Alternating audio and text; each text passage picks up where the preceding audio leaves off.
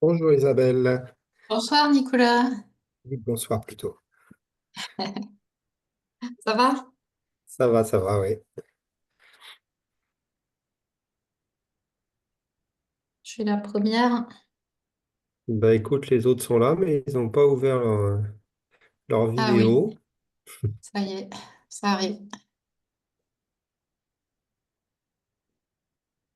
Bonjour. Bonjour Bonsoir. Didier. Didier.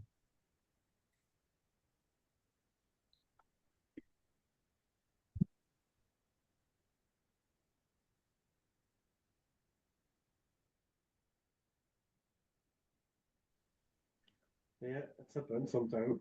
Bonsoir. Bonsoir, bonsoir. Bonsoir. Bonsoir. Bonsoir.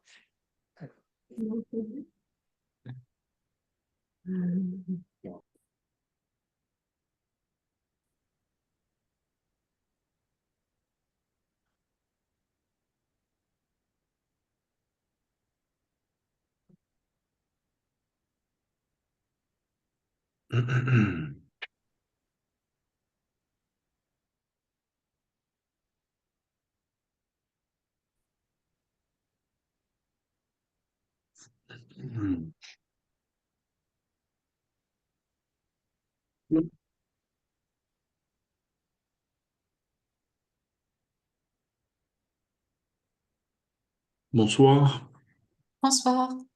Bonsoir. Bonsoir.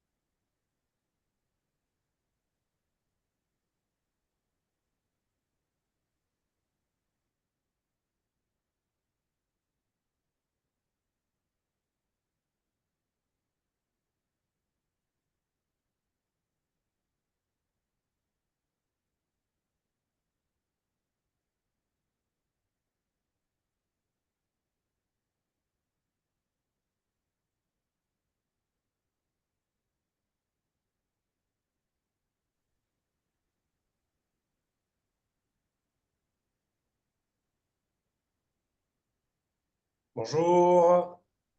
Salut Léon. Bonjour Léon.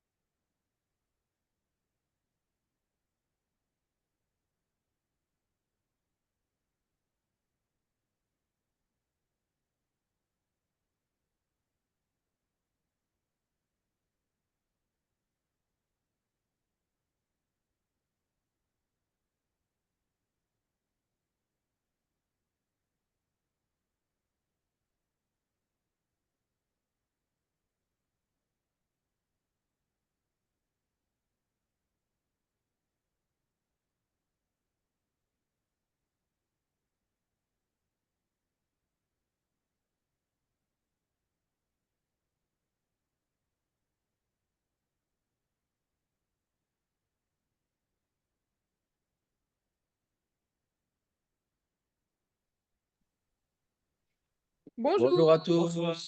Bonsoir. Bonsoir. Merci. Bonsoir. Voilà, bah écoutez, on va pouvoir commencer, même si certains sont encore en train de se connecter. Bonjour à tous. Toujours un plaisir de vous retrouver pour ce cours d'histoire de l'Église qui commence à toucher à sa fin, mais pas loin. Alors, peut-être vous l'avez remarqué sur le dernier mail que vous avez reçu. On propose une date pour début janvier. C'est au cas où j'aurais besoin d'un dernier cours si j'ai pas le temps de finir. Et pour se donner un peu de souplesse. Donc, vous pouvez la noter, on Celle de verra fin là. janvier. Tu parles de Le celle de 8, fin janvier plutôt. non, je parle du 8 janvier. Ah, d'accord. Parce qu'il y en a une autre qui est mentionnée. Ouais, mais c'est sûr qu'on la fera pas l'autre. J'avais donné deux dates à Alain, mais je pense qu'une suffira. Et comme ça me permet de pas aller trop vite parce que il y a suffisamment de pages pour faire deux cours, mais il y a énormément de matière. Donc, on va peut-être faire ça sur trois cours. Hmm. Alors, on reprend là où on s'était arrêté. Pardon? Ah non, j'ai cru qu'il avait parlé. Qui résonne. Je vais gérer ça comme ça. Hop.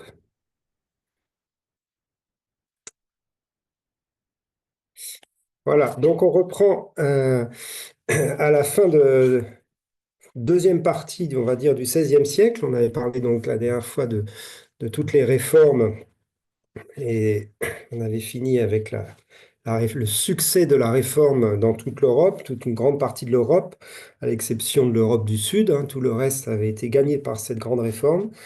Et on avait vu rapidement la contre-réforme catholique avec le mouvement que les jésuites ont mis en place pour reconquérir du terrain. Et ça nous amène à cette période très mouvementée de l'histoire, alors au-delà de l'histoire de l'Église, puis c'est une période aussi très politique en fin de compte, qu'on appelle la période de la guerre des religions, deuxième partie du XVIe siècle. Alors ça concerne l'Église, mais ça concerne aussi les princes, les rois et les gouvernements. Il y a une imbrication entre les deux. Et c'est bien sûr cette reconquête catholique qui passe aussi par un bras armé à cause des rois. Alors ça se passe plus ou moins dans toute l'Europe, mais c'est quand même la France qui est au cœur des guerres de religion. Parce qu'on a quand même compté 8 guerres de religion en France en l'espace de 40 ans, hein. Donc ça a vraiment été, malheureusement pour nous, une histoire franco-française entre les catholiques et les protestants. Euh, les protestants ont commencé à être persécutés, comme on l'avait vu la dernière fois, mais là où ils étaient, on va dire, soutenus par des princes, par des seigneurs qui s'étaient convertis, eh bien, du coup, ils prenaient les armes et on partait dans une dimension de guerre. Euh, les catholiques étaient conduits et, on va dire, dirigés par la famille de Guise, hein. Les Guises sont très connus à l'époque. La femme du roi, hein, notamment Catherine de Médicis, elle fait partie du clan des Guises. Et c'est elle qui va déclencher, qui va donner cette impulsion du massacre de la Saint-Barthélemy, hein. On arrive en plein cœur du XVIe siècle. C'est cette journée, hein, du 24 août ou du 23, en tout cas c'est dans la nuit du 23 au 24 août 1572, qu'a lieu ce qu'on a appelé le massacre de la Saint-Barthélemy, où il y a eu vraiment une violence extrême. On a exterminé 30 000 protestants en France, dont 10 000 à Paris. Il y a des témoignages, on parle de la Seine qui était rouge du sang des protestants, hein. Donc, je ne sais pas si c'est une illustration euh, qui étaient vérifiés, mais en tout cas, c'était vraiment un massacre terrible, hein. Le sang coulait dans les rues. Et, euh, et c'était en plus une impulsion donc de Catherine de Médicis et son mari, donc le roi Charles IX. Et, euh, et du coup, ça a un peu été le point de déclenchement d'une violence qui s'est multipliée dans toute la France. Il y a eu 10 000 morts à Paris, il y en a eu 20 000 en province, mais il y a eu aussi beaucoup de représailles, il faut le dire. Ensuite, dans les années qui ont suivi, les protestants ont pris les armes et il y a eu des massacres de catholiques par les protestants, hein. C'est pas que d'un côté qu'il y a eu des massacres, même si la Saint-Barthélemy était quand même un point d'orgue vraiment terrible. Et ça montre que, au-delà de l'aspect guerrier, de l'aspect violence, on peut voir l'aspect spirituel qui est derrière tout cela, que vraiment des puissances démoniaques se sont manifestées sur notre pays pendant toutes ces années euh, à cause de ce réveil protestant, à cause de ce réveil de la Réforme qui avait quand même transformé notre nation. Et donc, il y a eu un contre-courant, une contre-réforme, mais aussi une haine spirituelle qui s'est déclenchée contre ce mouvement protestant. Donc, il y a eu les guerres de religion. Et on ne rentre pas dans le détail de ça, bien sûr, mais on le sait, celui qui a permis d'apaiser cette période de guerre, eh bien, c'est donc Henri IV. Et Henri IV va accéder au trône, et pourtant Henri IV est un protestant au départ. C'est donc, je vous en avais parlé l'autre fois, c'est le fils de Jeanne d'Albret, Jeanne d'Albret qui était la reine de Navarre et qui avait fait de la Navarre, donc la Navarre n'était pas française encore à l'époque, avait fait de la Navarre un royaume protestant, hein. Et du coup, son fils a été élevé dans la foi protestante, le jeune Henri IV, et faisait partie des princes protestants. Il s'est même battu d'ailleurs au moment de la Saint-Barthélemy, il était à Paris. Enfin, je ne sais plus s'il était à Paris, peu importe, mais il a réagi fortement et il s'est battu du côté des protestants contre les catholiques, hein, dans sa jeunesse. Mais voilà que Charles IX va mourir et on cherche le successeur et par les complications des naissances, eh ben, le seul Bourbon, en tout cas le premier Bourbon qui peut accéder au trône, c'est donc c'est Henri IV. Et Henri IV, pour accéder au trône, va devoir renier sa foi protestante, donc abjurer la foi protestante pour pouvoir monter sur le trône de France, qui est un trône bien sûr catholique, comme vous le savez bien. Il était hors de question qu'un protestant devienne roi. Alors, jusqu'où allait la foi d'Henri IV dans sa démarche de foi protestante, on ne le saura jamais. Mais en tout cas, on connaît l'expression,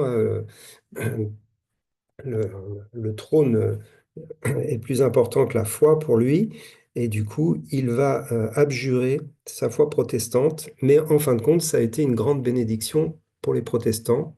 Parce que quelques années après, hein, en 1598, eh bien, il va instaurer la paix au travers de l'édit de Nantes, hein, qui est un édit de tolérance qui assure aux protestants la liberté de culte et l'accès à toutes les charges publiques. Donc, on pourrait, si on s'élève un peu, on se dit, bon, bah, le Seigneur a suscité quand même cet Henri IV pour cesser ces guerres et redonner aux protestants quand même une place dans la société française, même si ça n'a pas duré. En tout cas, il y a eu une période là très paisible pendant le règne d'Henri IV. Mais malgré cela, euh, à la fin du XVIe siècle, de 2000 églises protestantes du temps de la Réforme, hein, en France, il n'en reste plus que 700, hein. Donc il y a eu quand même une grande baisse de fréquentation et, et le monde protestant a été fortement euh, euh, comment on dit, euh, impacté par ces guerres de religion. À l'époque, il y a des hommes bien connus comme le pasteur Théodore de Bèze, hein, qui a collaboré avec Jean Calvin, qui écrit beaucoup, qui prêche. Il y a le poète Agrippa d'Aubigné, qui sont des protestants illustres de cette période. Donc le protestantisme est bien présent en France, mais quand même très affaibli par rapport à ce qui s'était passé au moment de la Réforme. Et puis ensuite, bien sûr, Henri IV n'est pas éternel, il va mourir et ceux qui vont le succéder, donc c'est Louis XIII et ensuite Louis XIV au XVIIe siècle, eh bien, vont à nouveau progressivement relancer la persécution envers les protestants. Et durant tout le XVIIe siècle, cette persécution va aller de plus en plus fortement, va être de plus en plus dure.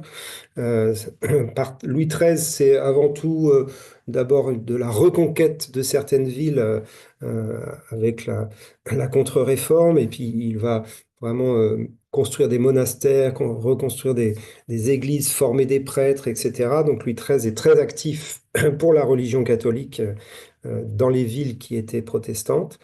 Et puis progressivement, la persécution revient et elle va devenir très forte au travers du règne de Louis XIV, qui va promulguer la révocation de l'édit de Nantes en 1685 à Fontainebleau.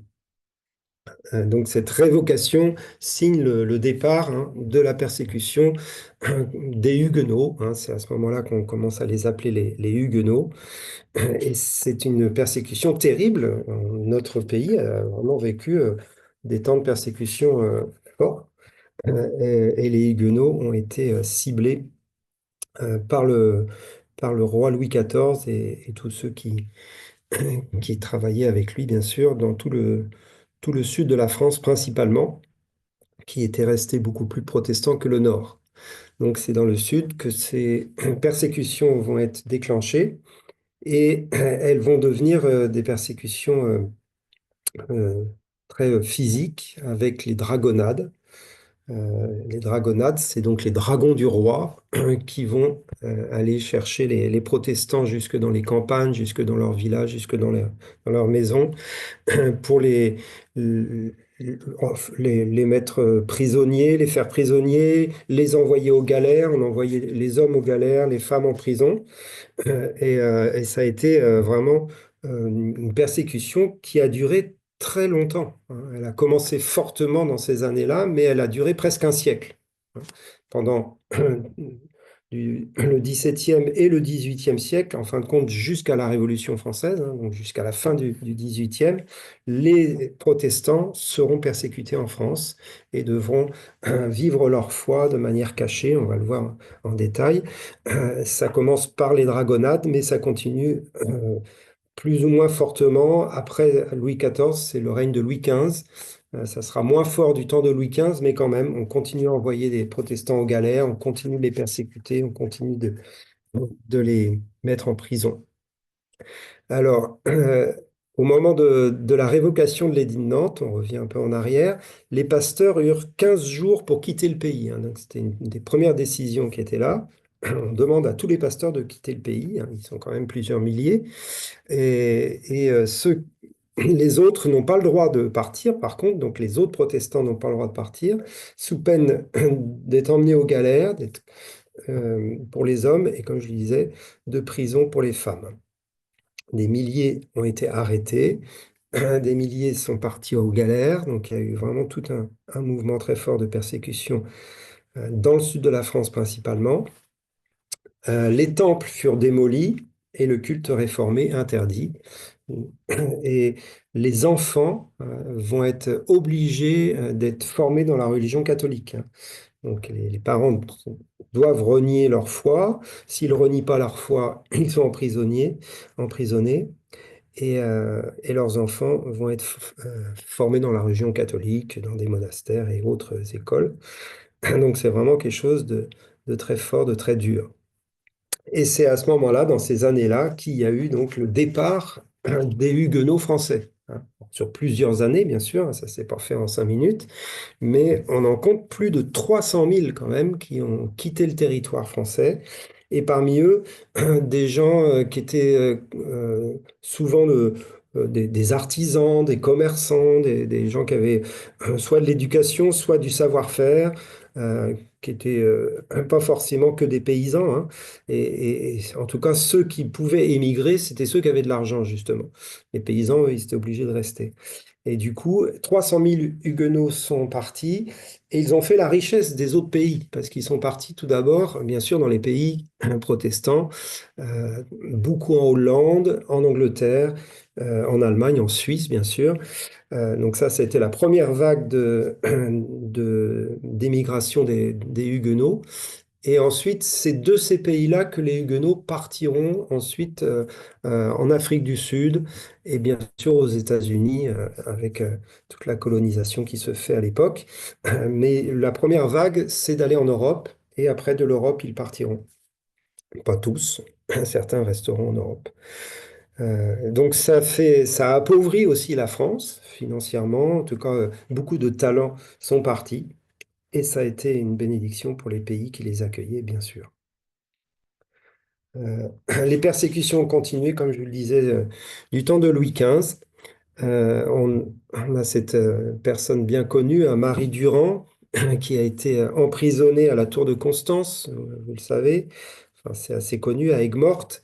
Elle est restée enfermée 38 ans, hein, pour montrer comment cette persécution faisait rage, hein, certains étaient complètement oubliés dans des prisons, dans des cachots. Et Marie Durand, bien sûr, on la connaît parce qu'elle a eu, elle avait une foi incroyable et c'est elle qui fortifiait et qui soutenait tous les autres prisonniers et prisonnières d'Aigues-Mortes. Et on a si vous avez visité la tour de Constance, hein, on a cette écriture Register, hein, résister. Et c'était vraiment le mot d'ordre des protestants pendant ce XVIIe siècle très dur, où il fallait résister. Ils étaient cachés, ils étaient en prison.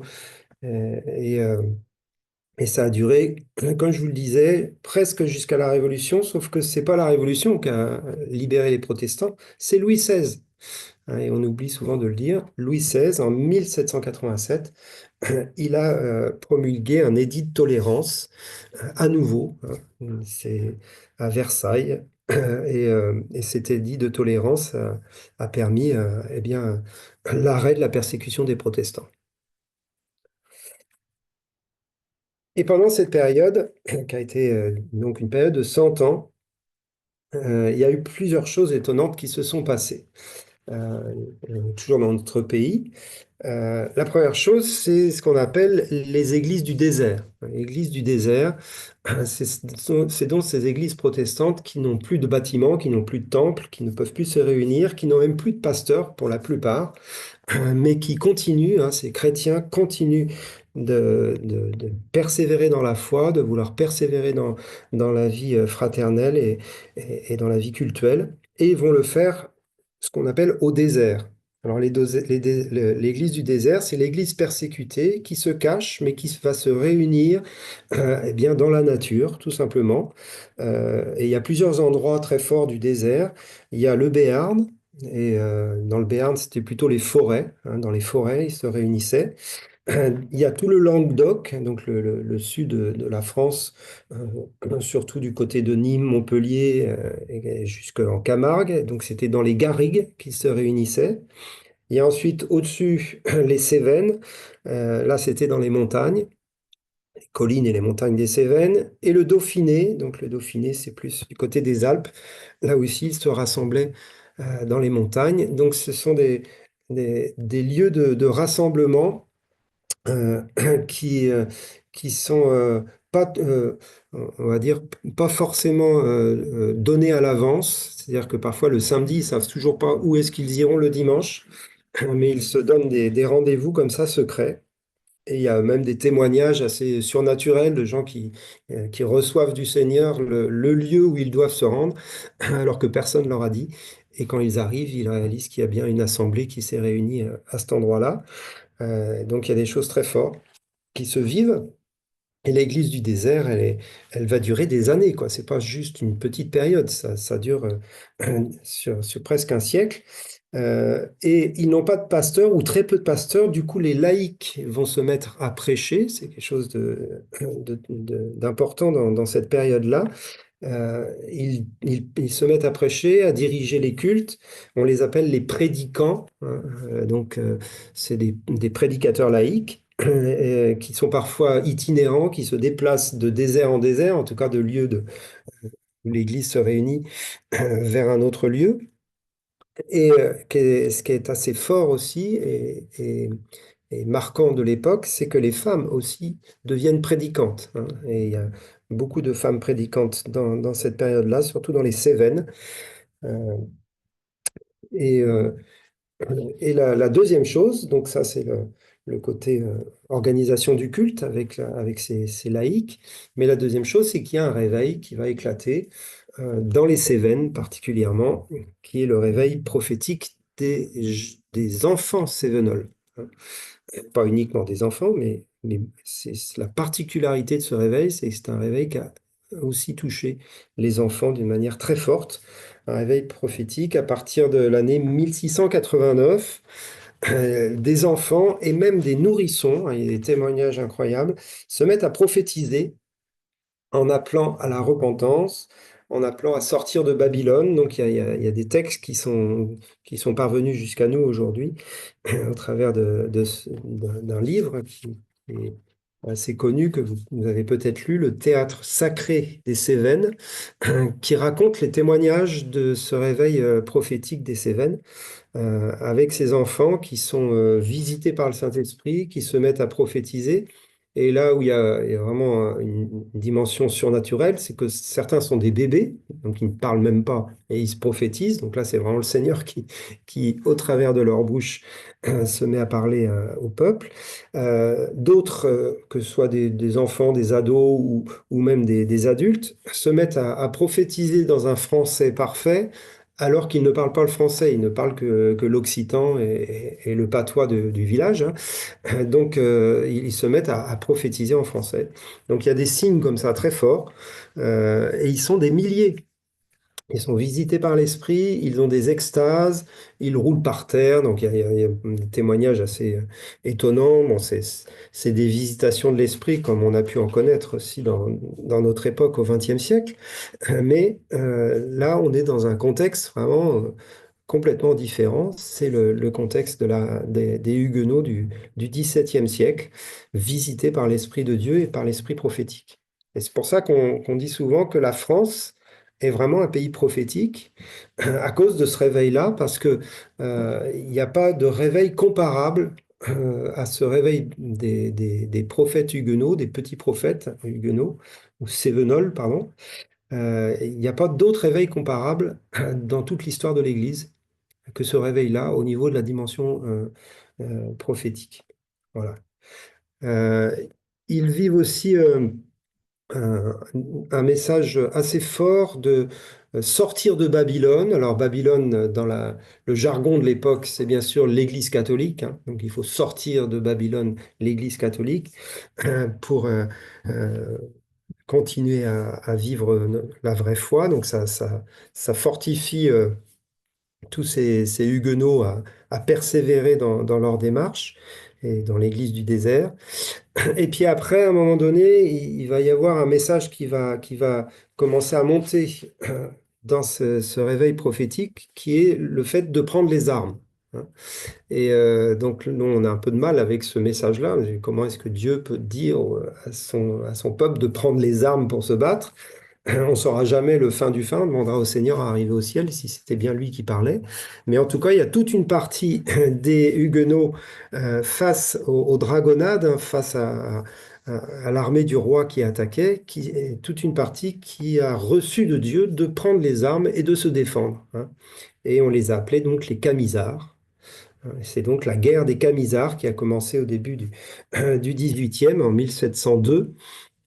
1500 Camisards vont résister pendant quelques années à 25 000 dragons du roi, hein. Donc on est un peu, vous savez, dans les mêmes histoires avec Israël qui parfois se bat contre des milliers d'Amalécites, hein, dans l'Ancien Testament, et le Seigneur est avec Israël. Mais ils ont des témoignages dans cette histoire de la guerre des Camisards de cette qualité-là, quoi. C'est-à-dire qu'ils ont vu la main de Dieu dans leur guerre contre les dragons du roi. Voilà. Après, c'est du témoignage, c'est l'histoire de cette église des persécutés et des Camisards. Mais il y a quand même quelque chose d'extrêmement fort dans toute cette histoire. Euh, un des principaux chefs des Camisards, c'est Abraham Mazel. Et avec d'autres, ils se sont réfugiés ensuite jusqu'à Londres. Ils sont partis à Londres, parce que bien sûr, ils ne pouvaient pas tenir très longtemps, hein. Et c'est là qu'ils ont écrit, c'est eux qui ont repris tous ces témoignages et qui ont écrit le théâtre sacré des Cévennes dont je vous parlais tout à l'heure. Alors, le XVIIIe siècle, ça dure longtemps, hein. Donc l'Église va quand même, malgré les persécutions, l'Église protestante française va s'organiser davantage, même s'ils ne peuvent pas vraiment se réunir officiellement.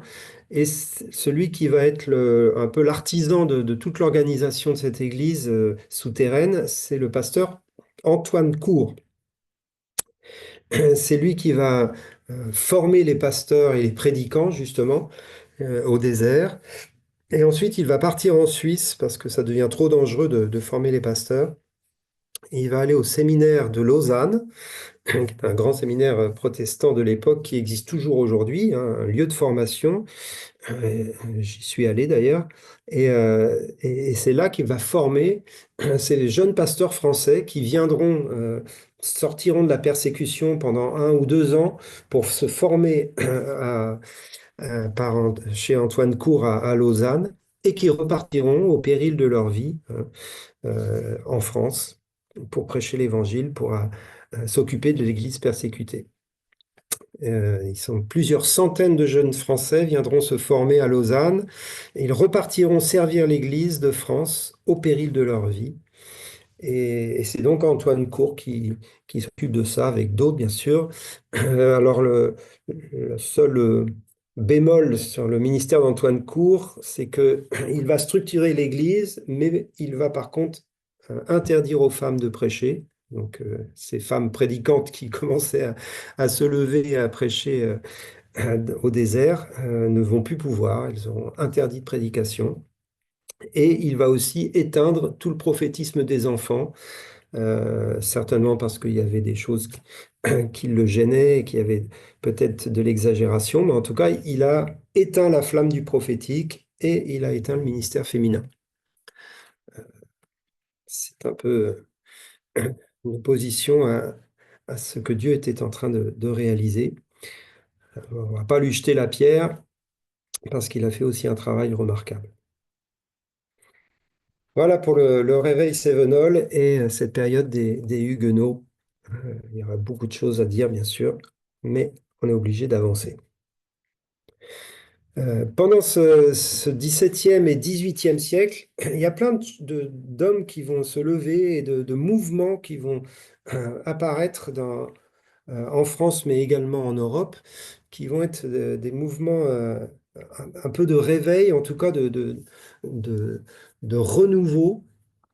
Et souvent, on voit cette période comme la montée, bien sûr, de tout le rationalisme et toute la philosophie des Lumières, ce qui est juste, surtout en France. Mais parallèlement, Dieu est à l'œuvre quand même dans son Église et il va toucher des personnes qui vont vraiment expérimenter des choses très belles et on va les citer. Alors, on commence par la France et puis ensuite on verra d'autres nations où le Seigneur agit pendant ce XVIIe et XVIIIe siècle. Alors, on est dans ce contexte, et c'est important de le rappeler, hein, comme je le disais tout de suite, où le- la philosophie des Lumières, les philosophes des Lumières, eh bien, sont en train de, oui, de séparer de plus en plus la démarche rationnelle et la démarche philosophique de la démarche spirituelle et théologique, hein. Et donc il y a une opposition qui n'avait pas lieu avant, mais qui devient très claire entre philosophie et foi, entre rationalisme et foi et mysticisme. Et en fin de compte, on le verra, les mouvements qui vont naître pendant cette période-là sont aussi des mouvements mystiques, hein. Et c'est un peu par opposition à tout le rationalisme qui prend de plus en plus de force en Europe et au travers de la France. Eh bien, Dieu suscite des mouvements aussi de piété, de mysticisme dans le bon sens du terme, on va le voir, et de réveil. Alors, au XVIIe siècle, un mouvement au sein même de l'Église catholique, un mouvement important, c'est les jansénistes. Les jansénistes, c'est un mouvement français, hein. Euh, Ce sont donc des catholiques qui reviennent à une théologie plus fondamentale. Ils relisent Saint Augustin, une théologie de la grâce, une théologie basée sur la parole de Dieu, hein, sur l'Épître aux Romains, etc. Donc c'est un retour à cet évangile de la grâce, pardon. C'est basé sur l'œuvre d'un théologien belge qui s'appelle Jansénius, donc Jansénius, janséniste, hein, c'est de là qu'ils tirent leur nom. Et c'est un mouvement qui s'oppose à la doctrine des jésuites, hein. La doctrine des jésuites, c'est une doctrine qui est un peu, comment dire, dans la doctrine des jésuites, le péché ne perd sa force, hein. Il n'y a pas une doctrine de repentance très claire. Il y a une espèce de calcul. On peut calculer notre vie chrétienne en fonction des situations. Et il y a certains péchés qu'on peut utiliser, entre guillemets, à de bonnes fins, hein. Et du coup, la fin justifie les moyens, hein. Vous connaissez cette expression. C'est un peu, entre guillemets, les jésuites qui ont mis ça en place. Et du coup, les jansénistes s'opposent vraiment à cette doctrine jésuite de plus en plus. Ils reviennent à une foi pure, beaucoup plus pure. Et le plus connu d'entre eux, bah, vous le connaissez bien sûr, c'est Blaise Pascal, qui est à la fois un scientifique de renom, un mathématicien, physicien français, hein, du XVIIe, et qui a une carrière très incroyable, hein. Il a posé des fondements au niveau mathématique, je relisais ça cet après-midi, qui sont vraiment des clés pour cette science. Et il devient janséniste, lui aussi, parce qu'il va vivre une conversion radicale. La conversion de Pascal est intéressante parce il a écrit ça, il portait dans sa veste son témoignage, en fin de compte.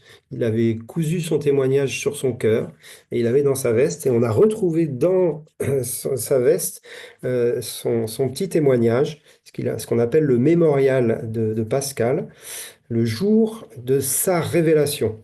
Et je vais lire une petite phrase, hein, qui était écrit sur son petit papier qu'il avait sur sa veste, dans sa veste. L'an de grâce 1654, lundi 23 novembre, depuis environ 10h30 du soir jusqu'à environ minuit et demi, feu, point d'exclamation. Dieu d'Abraham, Dieu d'Isaac, Dieu de Jacob, nom des philosophes et des savants. Certitude, certitude, sentiment, joie, paix, Dieu de Jésus-Christ. Mon Dieu est votre Dieu, ton Dieu sera mon Dieu. Oubli du monde et de tout, hormis Dieu, il ne se trouve que par les voies enseignées par l'Évangile, grandeur de l'âme humaine. Père juste, le monde ne t'a point connu, mais je t'ai connu, joie, joie, joie, pleurs de joie. En fin de compte, ça décrit son expérience. Là, on n'est plus dans de la doctrine ou dans de la philosophie ou de la théologie.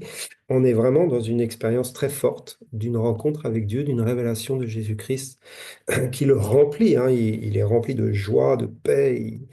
Il s'extasie devant Dieu, certitude, certitude, sentiment, grandeur de l'âme, etc. Donc c'est une conversion avec une révélation forte de la présence de Dieu dans sa vie, Et le mot qui résume sa conversion, c'est une conversion de feu, hein. Donc il vit un réveil personnel qui est magnifique. Et donc, ça va faire de lui, qui était un homme connu et un homme influent de l'époque, eh bien, ça va faire de lui un instrument que Dieu va utiliser pour réfuter. Donc, il va beaucoup s'opposer aux jésuites au travers de son livre Les Lettres provinciales. Il va défendre le jansénisme et s'opposer aux jésuites, hein. C'est un livre très connu, hein, qu'il a écrit. C'est même un chef-d'œuvre de la littérature, d'après ce qu'il en est dit. Vous connaissez bien sûr le livre le plus important, en tout cas pour l'aspect théologique de Pascal, c'est les Pensées de Pascal, qui ont eu beaucoup d'influence euh, dans le monde philosophique français, hein. C'est pas juste dans le monde chrétien, là. On est vraiment dans quelque chose de plus large. Et certaines des pensées de Pascal, on les connaît bien. Il y en a deux qui sont citées là. Il y a dans le cœur de chaque homme un vide en forme de Dieu, et nul autre que lui ne peut le combler. Et l'autre pensée très connue, le cœur a ses raisons que la raison ignore. J'aime beaucoup cette pensée-là. Mais quand vous lisez le livre des pensées de Pascal, il y a des choses vraiment très profondes et très précises qui s'opposent à toute l'hypocrisie de l'époque, hein. Donc c'est un livre très fort. Voilà, donc ça c'est Pascal, le janséniste. Et, euh, et c'était tout un mouvement. Donc on cite Pascal, mais il y avait bien sûr plein d'autres personnes autour de lui, et c'était tout un mouvement en France qui a été vraiment, qui a rencontré de l'opposition. Alors, peut-être pas de la persécution, bien sûr, mais de l'opposition forte, notamment le cardinal Richelieu était fortement opposé aux jansénistes. Voilà, on va parler maintenant d'un autre homme, mais alors, lui, c'est aux États-Unis, donc c'est un Anglais, c'est Roger William, qui part aux États-Unis en 1644 et qui va fonder la première communauté baptiste en Amérique du Nord. Et il est très connu, ce Roger Williams, parce que c'est le premier, euh, comment on appelle ça? Oh,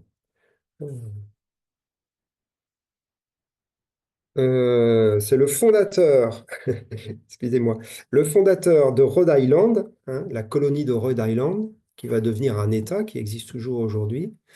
Mais c'est le premier responsable de Rhode Island. J'ai perdu le mot, là. Celui qui dirige l'État aux États-Unis, comment il s'appelle? Quelqu'un pourra le dire. Ah, Gouverneur? voilà, le gouverneur, tout simplement. Le gouverneur de l'État, je cherchais l'expression. Et, euh, et il va être gouverneur de l'État et il va être en même temps pasteur de la première communauté baptiste et il va fonder l'État de Rhode Island dans une compréhension de séparation entre l'Église et l'État. Donc c'est le premier qui commence à vraiment, on va dire, théoriser concrètement la séparation de l'Église et de l'État. Vous savez que la notion de la laïcité alors pas seulement française, mais la notion de la séparation de l'Église et de l'État, c'est quelque chose qui est fondé sur la parole de Dieu et qui a été établi par les protestants, hein. Avant que ce soit les non-chrétiens qui en parlent, c'était avant tout les protestants qui en ont parlé. Et donc Roger William, lui, c'est bien avant la séparation de l'Église et l'État en France, il commence à prêcher ça et à le mettre en pratique dans son État de Rhode Island. Euh, et euh, il va être suivi ensuite par d'autres pasteurs américains qui vont continuer dans la même démarche. Et parmi eux, eh bien, il y a un mouvement qui va continuer sur cet élan, c'est le mouvement des Quakers, pardon. Les Quakers, c'est un mouvement tout d'abord en Angleterre, mais qui va vite se répandre aux États-Unis. C'est des dissidents de l'Église anglicane qui vivent un réveil spirituel, et on peut vraiment parler de réveil aussi quand on parle des Quakers. Et Quakers, ça veut dire les trembleurs, ceux qui tremblent. Et pourquoi on les appelait les trembleurs? Parce que lorsqu'ils se réunissaient, eh bien, ils étaient visités par l'Esprit et ils se mettaient tous à trembler par le Saint-Esprit. Donc on est vraiment dans un réveil spirituel. Et donc ces Quakers vont euh, créer une église qui s'appellera la Société des Amis. OK? Société des Amis, c'est le terme qu'ils choisissent parce qu'ils sont anticléricaux. Il n'y a pas de leader, il n'y a pas de pasteur, il n'y a pas de clergé parmi les Quakers. Il y a des responsables, bien sûr, il y a sûrement des anciens, mais ils sont vraiment dans une démarche d'être tous ensemble les amis de Dieu dans la présence du Seigneur. Donc, ils s'appellent la Société des Amis. Ils reviennent à un christianisme primitif, donc ils cherchent à vivre ce que vivait l'Église primitive, l'Église des Actes des Apôtres, et se fondent uniquement sur la Bible. Alors, on pourrait dire, bah, les Quakers, en fin de compte, c'est des chrétiens évangéliques, hein. En tout cas, c'est des gens qui reviennent à une foi radicale. Le fondateur, c'est George Fox, qui est, qui prêche, en fin de compte, l'expérience avant la doctrine et avant la théologie. L'expérience de Dieu, c'est le fondement de la foi. Il faut expérimenter, donc il prêche vraiment une relation avec Dieu, une découverte de Dieu. Hein, c'est un peu ce qu'a vécu Pascal, hein, eh bien, eux, ils le théorisent, en fin de compte. La vie chrétienne est une vie qui se fonde sur une expérience avec Dieu. Donc, on commence vraiment à parler de conversion, de rencontre avec Dieu, de rencontre avec l'Esprit de Dieu. C'est pas des choses qui ont été prêchées dans la Réforme. Il faut bien se rappeler que la Réforme ne parlait pas spécialement de cela. La Réforme est quand même beaucoup plus doctrinale. Tandis que là, on parle d'une expérience, d'un vécu personnel qui touche beaucoup plus à ce qu'on connaît, nous, dans nos églises évangéliques aujourd'hui. Et donc, les Quakers font partie des premiers à vraiment parler de ça très, très clairement. Et ils vont être persécutés. Et du coup, ils vont émigrer, parce que ça se passe en Angleterre, ils vont émigrer la plupart aux États-Unis. Enfin, à l'époque, ce n'est pas encore les États-Unis, en Amérique. Et un de leurs leaders, William Penn, va fonder en 1683 la Pennsylvanie. Hein. Pour ça, je vous disais tout à l'heure que Roger William, il a fondé Rhode Island.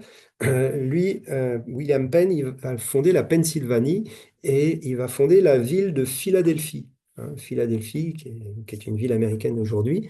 Donc, c'est le nom, hein, biblique, hein, de Philadelphie, l'amour fraternel. Donc, on va rappeler, ce sont la société des amis. Donc, il appelle sa ville la ville des amis, la ville de l'amour fraternel. Hein. Et lui aussi, il va encourager la liberté d'expression, il va prôner la liberté de culte, il va même avoir une ouverture très grande aux Indiens, aux indigènes de l'époque, donc aux Indiens qui étaient persécutés, hein, par les colons. En Pennsylvanie, il y avait une tolérance par rapport aux Indiens qui était beaucoup plus grande qu'ailleurs. Et ils vont écrire une constitution, la constitution de l'État de Pennsylvanie, qui va être fondée sur la Bible et qui va servir de base à la rédaction de la Constitution des États-Unis, qui est toujours celle d'aujourd'hui. Donc on est là vraiment dans les fondements des États-Unis, hein, de la Constitution du pays. Sauf que ça commence par des Quakers qui ont cherché à mettre en pratique la parole de Dieu du mieux qu'ils pouvaient dans l'État de, de Pennsylvanie.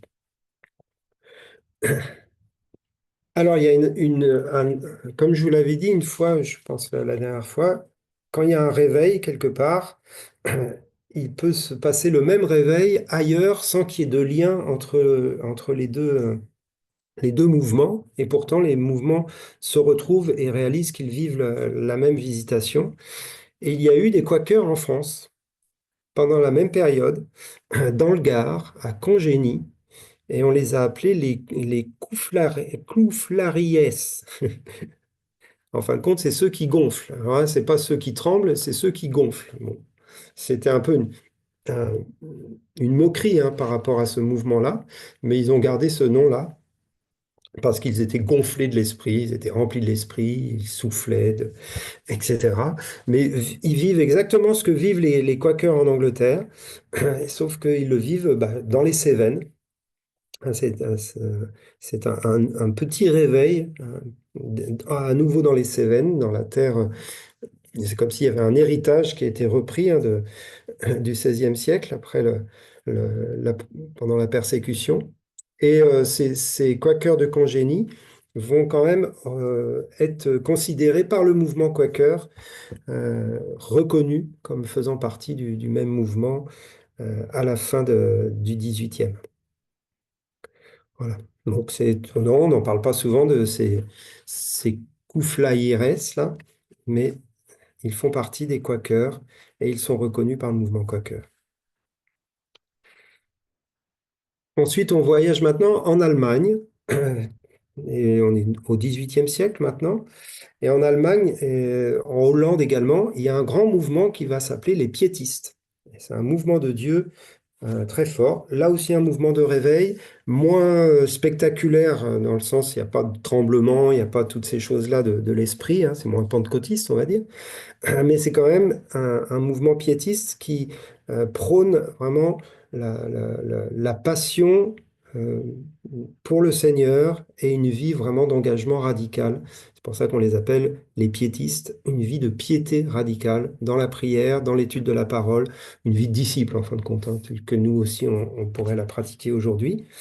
Euh, deux pasteurs sont un peu les hommes clés de ce mouvement. Il y a Spener et Franke, pasteur et théologien allemand. Donc, il ramène une partie de l'Église luthérienne dans une foi passionnée et dans une rigueur de vie basée sur les Écritures. Et une des spécificités de ce mouvement piétiste, c'est qu'il pense que pour vivre une vie chrétienne passionnée, engagée et radicale, eh bien, il vaut mieux des petits groupes que des grands groupes. Et c'est d'ailleurs, en fin de compte, on dit souvent que les groupes de maison, ça a été découvert au XXe siècle. Et ben non, les groupes de maison, ça date des piétistes. Et ça date même de la première église d'ailleurs. Mais ils sont pas sortis de l'église luthérienne. Ils croyaient vraiment à un renouveau de l'église luthérienne. Donc ils sont restés dedans, mais en faisant ces petits groupes de maisons ou ces églises de maisons qu'ils appelaient des ecclésiolia, ecclésiola dans l'ecclésia, hein. Donc c'est le mot grec hein, pour église. Donc des petites églises dans la grande église. Et leur but, c'était bien sûr eh bien d'influencer comme ça le plus possible l'Église luthérienne allemande au travers de tous ces petits groupes et de communiquer une foi et un engagement de piété. Ça a été vraiment un renouveau très fort en Allemagne pendant toute cette période du 18e. Et dans ce mouvement piétiste, il y a un homme qui s'appelle Gerhard Terkstigen, qui était mystique. Donc lui, il était piétiste, mais il a été plus loin dans une démarche de mysticisme. Alors le mysticisme, pour bien le comprendre lorsqu'on en parle dans l'histoire de l'Église, c'est en fin de compte des gens qui cherchent une communion, une union avec Dieu. La plus profonde possible. Donc, en fin de compte, c'est une démarche qui est tout à fait juste, mais qui peut aller très loin, quoi. Et c'est pour ça que parfois, il peut y avoir des déséquilibres dans le mysticisme, mais ça fait partie vraiment des mouvements de l'esprit on l'avait vu avec Thérèse de Loyola, hein, Sainte Thérèse de Loyola, plus tôt, etc., et dans certains mouvements monastiques. Et bien là, c'est dans un mouvement protestant qu'il y a du mysticisme, et c'est important de le noter, parce que c'est rare, on croit toujours que les protestants sont très carrés et très dans la théologie, etc. Mais il y a aussi eu un courant piétiste et mystique. Et donc, ce Gerhard Tersteegen, il est très connu dans le monde germanophone. C'est pour ça que nous, ça ne nous dit pas grand-chose, hein. Nous, on est francophones, on est dans le monde français. mais dans le monde germanophone, cet homme-là est très connu, et ses écrits aussi. Et il a été influencé, pardon, par Madame Guyon. Et du coup, on va parler de cette Madame Guyon, qui, elle, par contre, est française. Là, on revient un peu en arrière pour parler d'un autre mouvement qui s'appelle le quiétisme.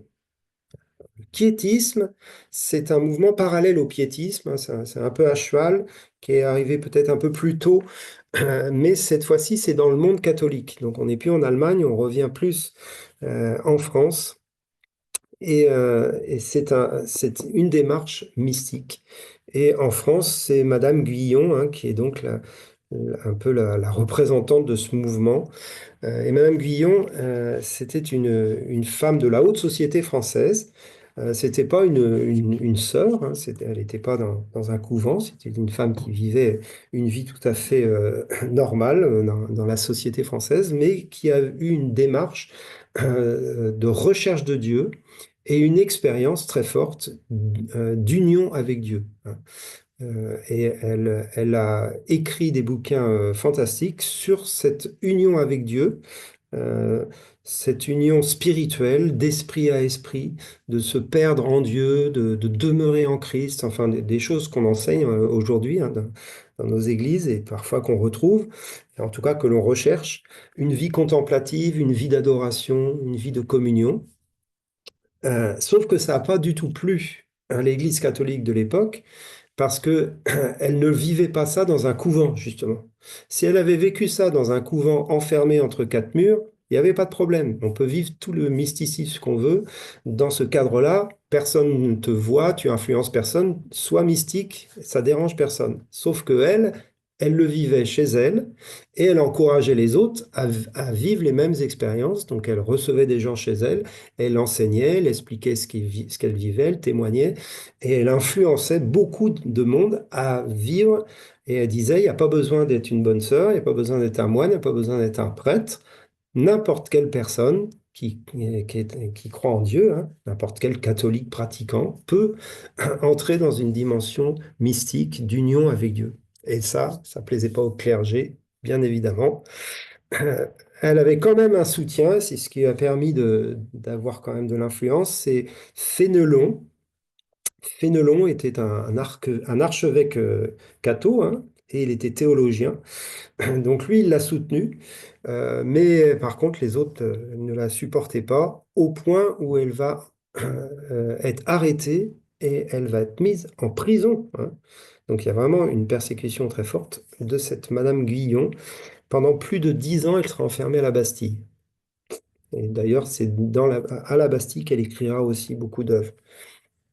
Alors, elle prône une vie intérieure mystique, contemplative, par opposition au dogmatisme religieux de l'époque. Et en plus, elle est très éduquée, elle est brillante. Du coup, ses écrits sont très bien, hein. Sauf que elle va être, en fin de compte, délaissée et les Français ne la connaissent pas.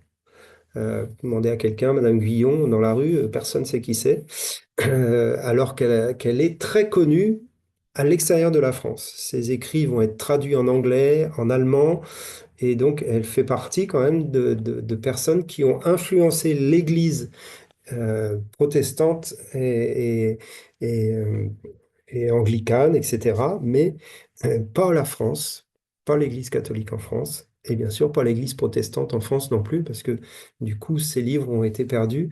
Et c'est que récemment qu'on se remet à lire Madame Guyon, hein, en langue française.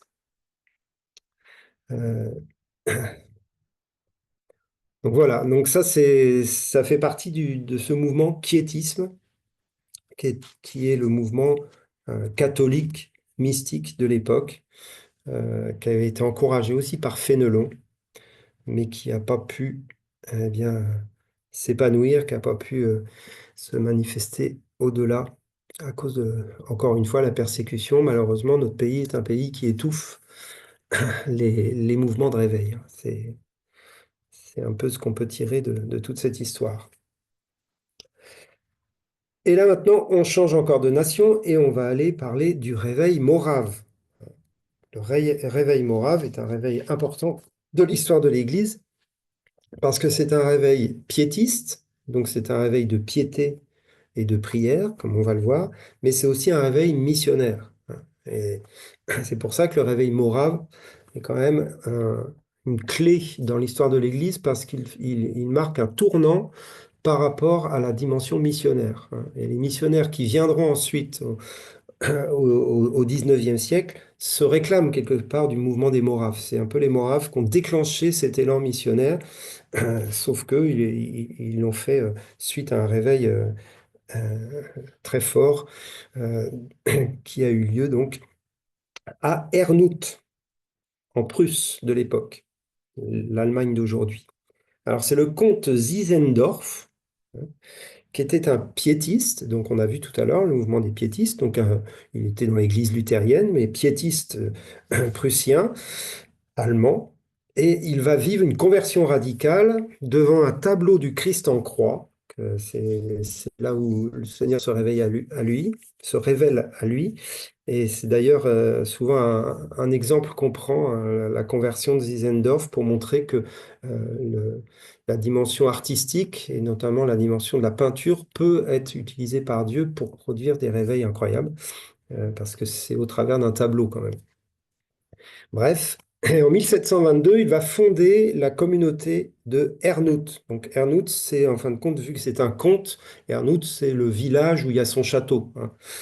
Et donc, dans ce village d'Ernout, c'est ses terres, hein, donc il fait ce qu'il veut. Et comme il est un comte, eh bien, il forme une communauté sous l'impulsion de ce que je vous disais tout à l'heure, hein, de ces églises de maison, ces églises des piétistes là qui sortent un peu de l'ordinaire et qui veulent revivre une vie de piété radicale. Donc, il fait ça à Ernout et il va accueillir, parce que à cette époque-là, les Moraves, qui vivent donc en Moravie, c'est-à-dire en République tchèque d'aujourd'hui, les Moraves sont à nouveau persécutés. On en avait parlé des Moraves à l'époque de les débuts de la Réforme, là, les pré-réformateurs. Eh bien, ils sont à nouveau persécutés et du coup, ils fuient la Moravie et ils arrivent en Allemagne et le comte Zinzendorf va les accueillir et va en accueillir beaucoup dans son village d'Ernout et il va les protéger. Et donc, ses frères moraves, avec le comte Zinzendorf, vont vivre un réveil à Ernout. Et ce réveil va produire un mouvement de prière sans précédent qui va durer presque un siècle. Vous savez, on parle des maisons de prière, hein, au milieu de nous, on est dans ce mouvement des maisons de prière. Ben là, c'est une maison de prière qui a commencé un jour et qui a duré 100 ans.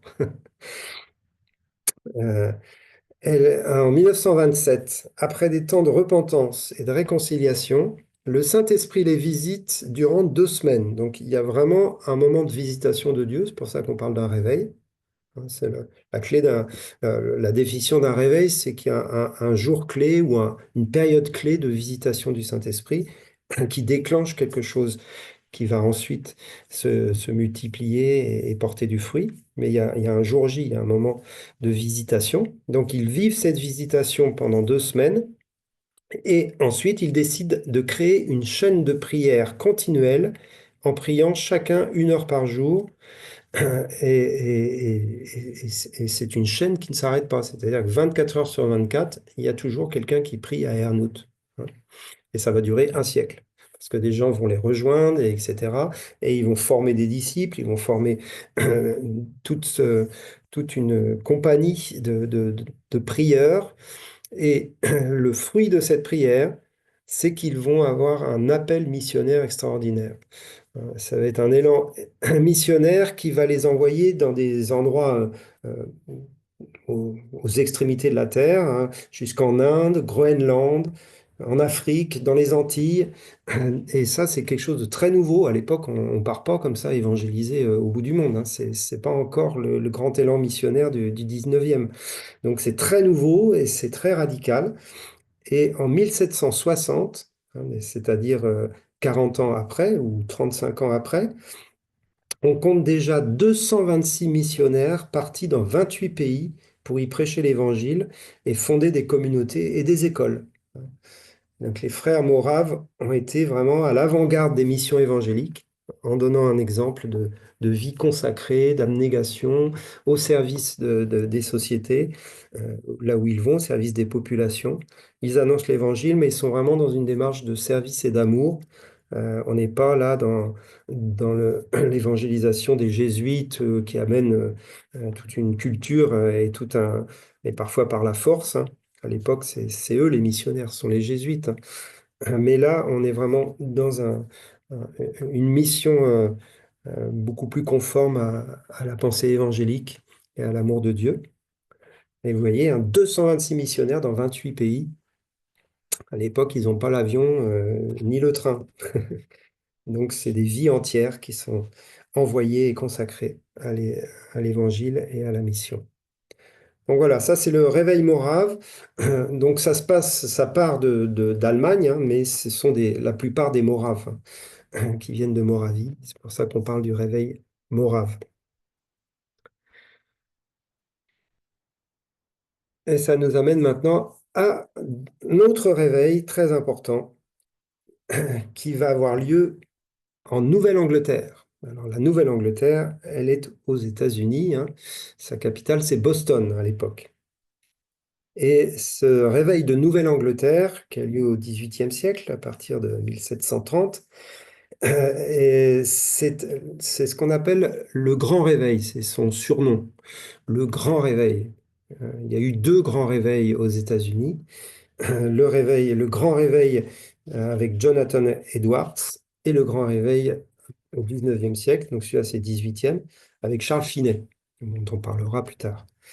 Mais ces deux grands réveils, on les appelle des grands réveils à cause du nombre de conversions. C'est-à-dire que c'est des réveils euh, d'évangélisation, au sens fort du terme, où on prêche l'évangile, on prêche la repentance et la conversion, donc des réveils évangéliques qui vont produire des milliers de conversions. C'est pour ça qu'on parle des grands réveils. Et les deux vont avoir lieu aux États-Unis. On se demande pourquoi les États-Unis sont un pays qui est si chrétien aujourd'hui. Enfin, en tout cas, où il y a tant d'églises et tant de chrétiens, bah, il faut savoir qu'ils ont eu deux grands réveils qui, pendant que nous, on faisait la Révolution française, eux, ils faisaient des réveils, quoi. Bon, ils ont eu eux aussi leur révolution, mais c'est autre chose. En tout cas, c'est de là que le mouvement, on va dire, évangélique américain tire sa source de ces grands réveils. Ils font beaucoup référence à cela dans leur histoire. Alors, le premier a lieu donc à Boston, et au travers de Jonathan Edwards, qui va prêcher un sermon qu'il a intitulé Dieu glorifié dans l'œuvre de la rédemption. Donc, bien sûr, c'est la prédication de la croix, hein, et la prédication de l'évangile. Et là encore, c'est quelque chose qui est nouveau dans l'histoire de l'Église, dans le sens que ça faisait longtemps qu'on n'avait pas eu des évangélistes comme ça. On revient aux évangélistes qui prêchaient l'Évangile et qui faisaient des miracles, on est obligé de retourner à Martin de Tours, quoi.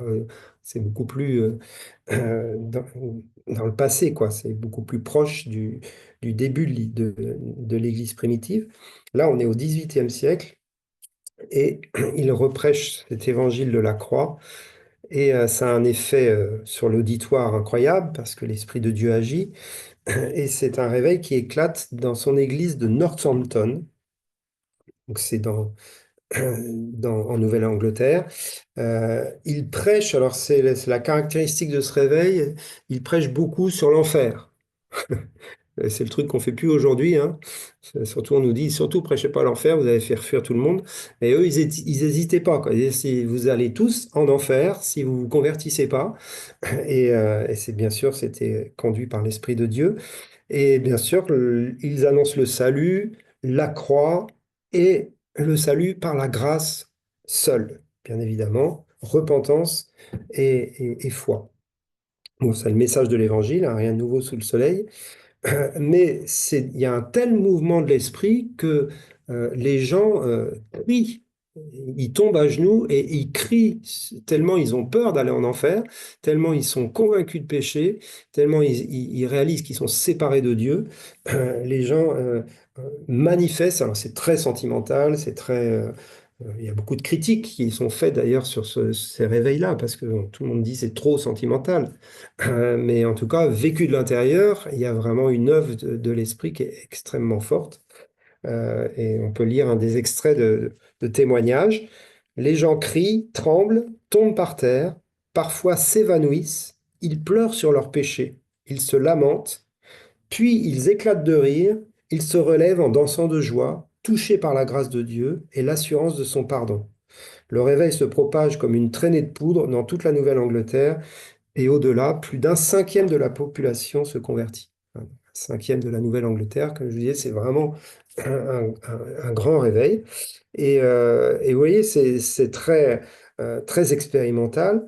Il y a tout d'abord des cris, des lamentations et des pleurs, et ensuite une joie extrême lorsque la personne est touchée par la grâce, hein, qu'elle reçoit le pardon, elle se met à danser, à chanter, etc. Donc on est dans un réveil de manifestation très forte dans la vie des gens, un réveil de conversion. Alors Jonathan Edwards va être secondé par son ami et prédicateur George Whitefield, qui vient d'Angleterre, lui, par contre, et qui va tourner, faire de l'évangélisation avec Edwards. Donc, ils vont faire des grandes tournées d'évangélisation avec manifestation de l'esprit. Donc, au-delà de la Nouvelle-Angleterre, ce réveil va se propager aux États-Unis, en tout cas dans les États de l'Est principalement à cette époque-là. Et parallèlement, il y a un autre grand réveil qui a lieu. Alors, on ne l'appelle pas le grand réveil, ça c'est le nom des Américains, mais il y a un immense réveil qui a lieu en Angleterre avec le prédicateur John Wesley. Donc, c'est dans les mêmes années. D'ailleurs, ils vont traverser l'Atlantique les uns les autres parce ils vont travailler ensemble aussi, hein. John Wesley et Jonathan Edwards. En plus, ils ont un ami commun, c'est ce Whitefield dont on parlait tout à l'heure. John Wesley et son frère Charles aussi va participer, hein, Charles Wesley. Alors, c'est un grand bonhomme, hein, ce John Wesley. Il se convertit le 24 mai 1738, et d'ailleurs dans une réunion des frères moraves.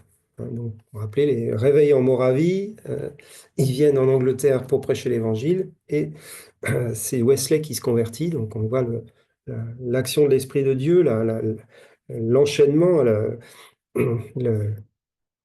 la vie de l'esprit qui fait boule de neige.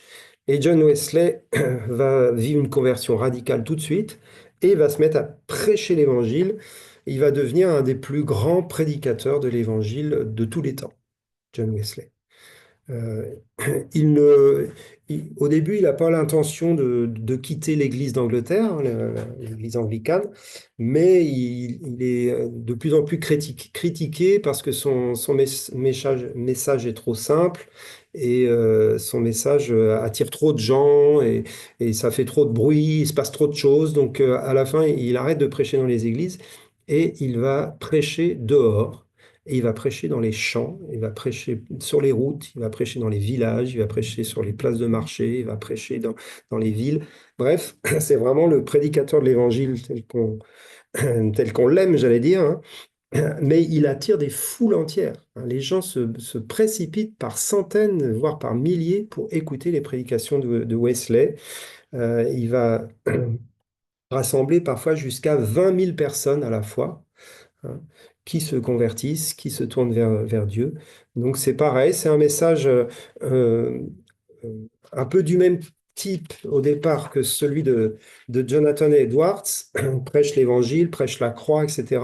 Sauf que Wesley va vraiment parler beaucoup aussi des conséquences de la prédication de l'évangile, les conséquences de l'évangile dans la vie des gens, donc la repentance, mais aussi le style de vie qui doit changer. Et en fin de compte, Wesley va prêcher un évangile social aussi, c'est-à-dire qu'il va dire, maintenant que tu es chrétien, alors va faire du bien autour de toi, va servir ta cité, etc. Donc il y a un mouvement qui se met en place en Angleterre, qui va devenir ce qu'on appellera le mouvement méthodiste, hein, dont on parle encore aujourd'hui, puisque l'Église méthodiste est une vieille Église aujourd'hui pour nous. Elle date du réveil de Wesley. Euh, et son but n'est pas de fonder une église, mais en fin de compte, puisque les gens veulent le suivre et qu'il prêche quelque chose qui réforme vraiment la conception même de la vie chrétienne et de la vie d'église, du coup, une église va être établie, des églises vont être établies au travers de ce réveil. Ça va durer quand même 50 ans, hein, jusqu'à la mort de Wesley et même au-delà. Donc c'est vraiment quelque chose qui a marqué l'Angleterre. Donc là, c'est pareil, hein, c'est un héritage incroyable qu'ils ont, nos amis anglais. Il est infatigable jusqu'à la mort. Il continuera de prêcher à l'extérieur et à l'intérieur de l'Église. Alors, plus de 40 000 sermons, je pense que c'est plutôt 4 000, mais en tout cas, il y a énormément de sermons qui nous sont, qui ont été prêchés et enseignés. Et il va aller jusqu'en Écosse, il va aller jusqu'aux États-Unis.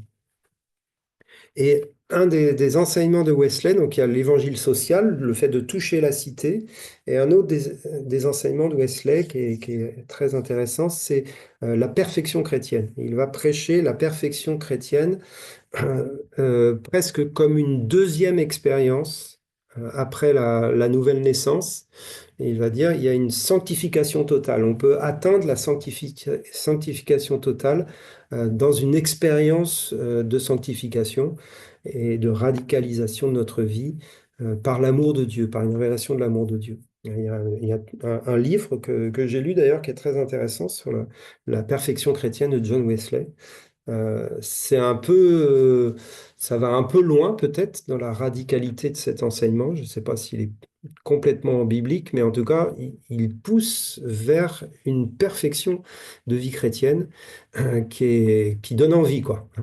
Et donc, Wesley en témoigne qu'il vivait cette perfection. Donc, c'est pas une question d'orgueil ou de se croire supérieur aux autres, mais il disait que dans la grâce de Dieu, le péché n'avait plus de prise dans sa vie.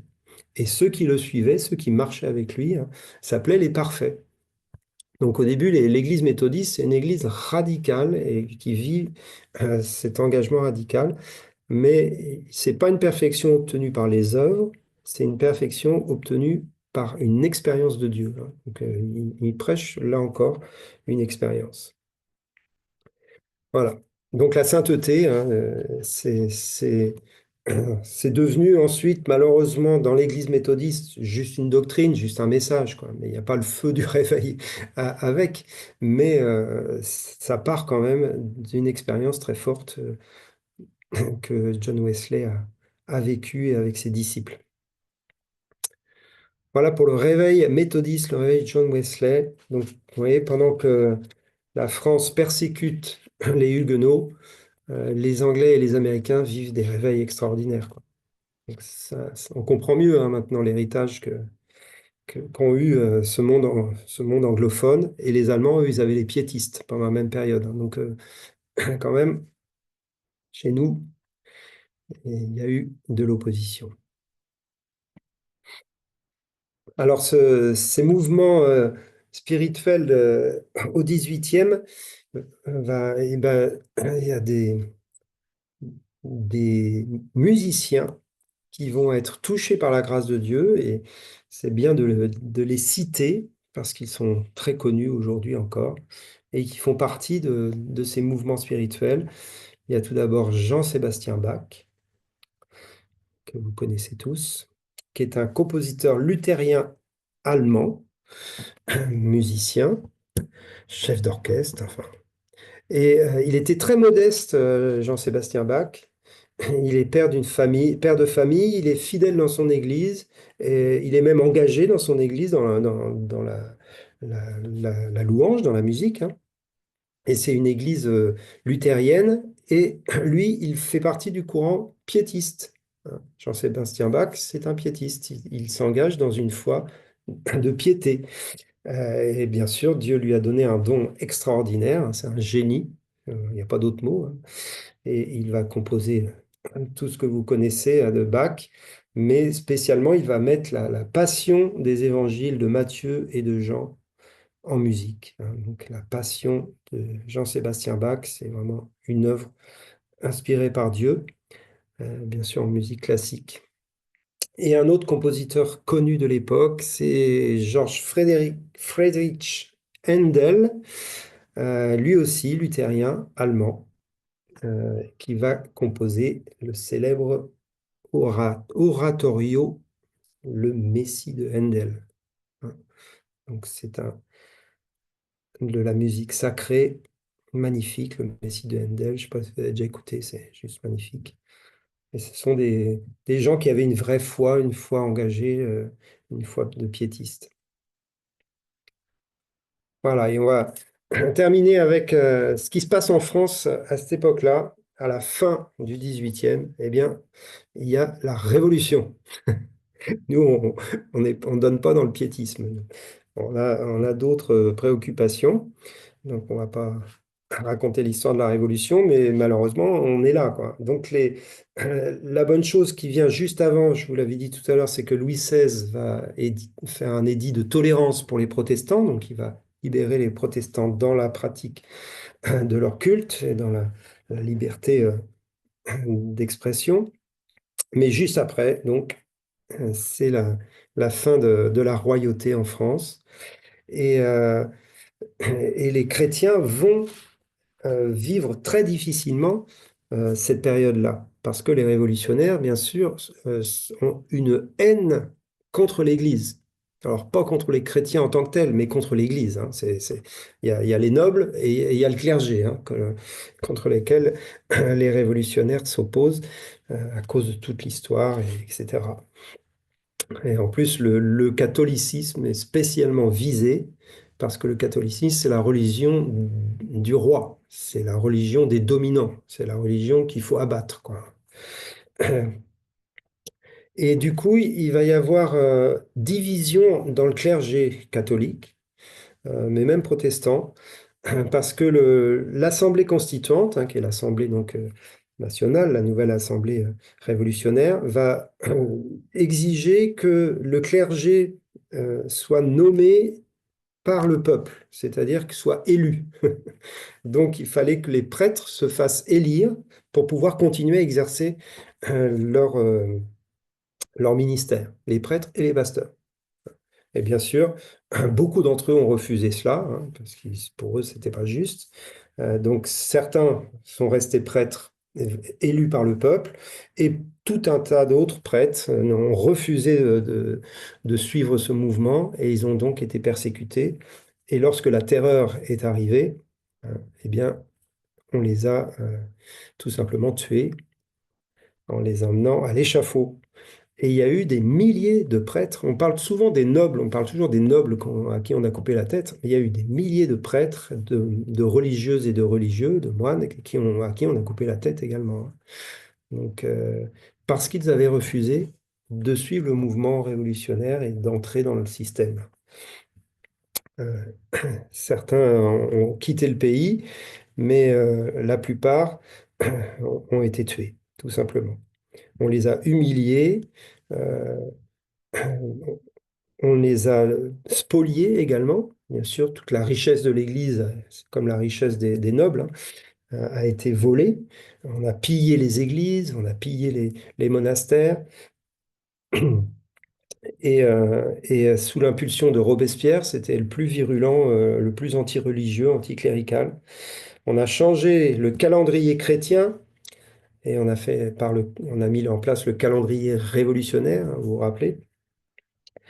On a euh, profané, on va peut dire ça comme ça, la cathédrale Notre-Dame en adorant la déesse Raison, hein. Dans la cathédrale, on a adoré la déesse Raison et on a reconnu l'existence de l'être suprême et l'immortalité de l'âme. Donc en fin de compte, il y avait une démarche religieuse, en tout cas spirituelle, dans cette adoration de la raison et, euh, et l'être suprême qui représentait l'homme nouveau, celui qui n'a plus besoin de Dieu et qui va être élevé presque au rang de Dieu lui-même.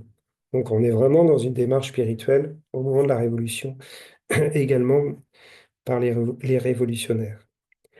Donc c'est une triste période pour l'Église de France, bien évidemment, catholique et même protestante. Alors les protestants, certains participaient à la Révolution, mais ils n'ont pas pu participer à toutes ces horreurs, c'est évident. Euh, et ensuite, il y a eu Bonaparte qui est arrivé. Et Napoléon Bonaparte, lui, était beaucoup plus modéré dans sa démarche vis-à-vis de l'Église, et il a rétabli progressivement la liberté de culte. Il l'a redonnée aussi aux protestants. Donc, c'est pas trop mal à ce niveau-là du côté de Napoléon. Il va même donner pour la première fois aux protestants une reconnaissance officielle de culte. Voilà. Donc, ça date, en fin de compte, de l'Empire, ou en tout cas du consulat de Bonaparte. La reconnaissance officielle de l'Église protestante en France date de ce moment-là, parce qu'elle ne va plus jamais la perdre. C'est-à-dire qu'après, jusqu'à aujourd'hui, l'Église protestante est officielle en France. Ça vient de Napoléon. Il y a eu une tentative du temps d'Henri IV, mais ça n'a pas duré longtemps. Et c'est Napoléon, en fin de compte, qui l'a établi définitivement. Voilà pour ce soir. On va s'arrêter là avant d'attaquer le grand 19e siècle la semaine prochaine. Là, on a juste une semaine entre nos deux cours, parce qu'ensuite, c'est les fêtes. Voilà, vous pouvez ouvrir vos micros pour qu'on se dise. Merci Nicolas, oui, c'est très riche. Voilà. Merci beaucoup. Merci. Bonne soirée. Merci Avec Nicolas, plaisir. bonsoir. Merci. Merci beaucoup. Bonne soirée. Bonne soirée à vous tous. Merci Nicolas. Bonne soirée. À Nicolas. bientôt.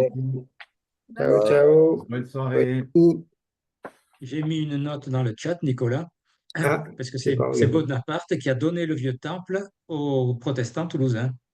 Ça Ah, date ben de là. voilà. Ben, tu vois, ça confirme. Et c'est un des rares temples qui n'appartient pas à une commune.